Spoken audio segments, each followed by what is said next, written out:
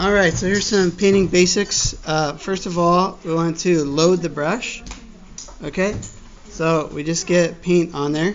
Let's say we want to make a straight line. We want to get a lot of paint on the brush, and it's not like holding a pencil. We don't want to hold it straight up like this. We want to hold up a little high on the brush, and we want to make pulling strokes. So let's say I want to make a solid square. Well, notice how I load up the brush and I change the direction of my hand, so I'm always pulling. Okay? And again, just like drawing with pencil or colored pencil, we want to make solid colors. Okay, we don't want to see the paper, that white paper. So we'll cover that up. If you want to spread out the paint lightly. So here's what'll happen. If you press too hard when you're painting, you'll end up seeing the paper like this. Okay? So you want to have plenty of paint on the brush, and you want to press down lightly, and it's kind of longer strokes compared to a pencil. Okay? All right. Let's see. So let's say you're doing a border around the edge of your artwork. Okay? You want to always be pulling, and you want to make sure that you start off with plenty of space next to the lines. And then you'll push down a little bit harder to get it next to the line. So instead of like this, where I'm not quite next to the line, I'll get a little closer, push down a little harder, and pull. And I can get a nice line right next to that where the line was there. Okay? And same thing with the other side here. It's about how much you push down. And remember, a line is a path traced by a moving point. So just hold your hand still and just pull your brush. Okay? Let's see. Okay, let's say you have two different colors. You know what? I'm going to need to get another brush for this example. Let's see here. I already started with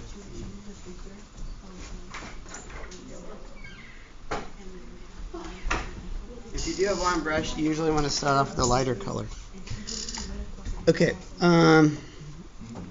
Let's say you have two colors. Let's say I have yellow here. And I want to paint a section to the left of it blue. Well, it's kind of natural to think that, I don't want to touch. I'm going to get as close as I can without touching. It's a little hard to see here. But there is maybe I'll zoom in. There is a space in between, and you don't want a space in between your sections. So you actually want to overlap a little bit. So with this blue, I'm going to go a little bit onto the yellow. Okay, so there's not a space. We don't see the paper underneath or whatever material you have or you're painting on. Okay, so see, that's a nice crisp line there, and you don't see the paper underneath. Okay, all right. So one other thing, blending. So let me go ahead and write that down over here. Blending.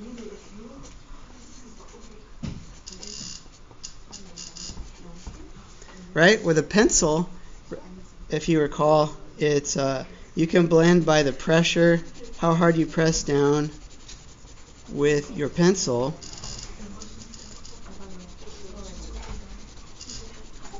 But in painting, it's a little different.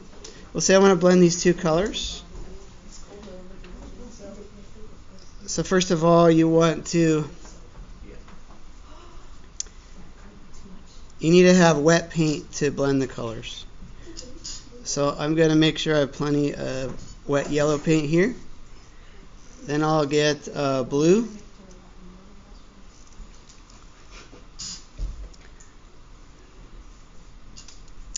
Then I'll get blue here.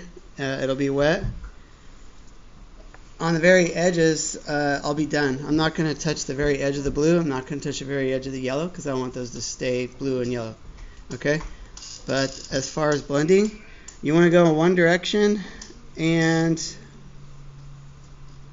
don't jump around. Now I can go back the other way to blend it a little smoother. I'll just keep going back and forth.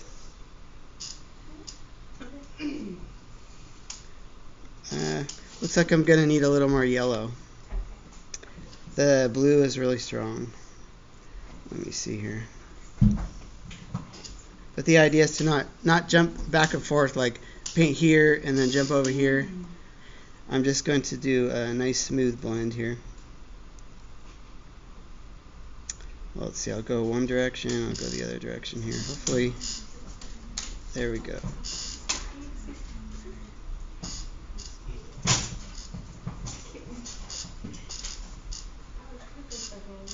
Okay, so that's a pretty smooth blend there.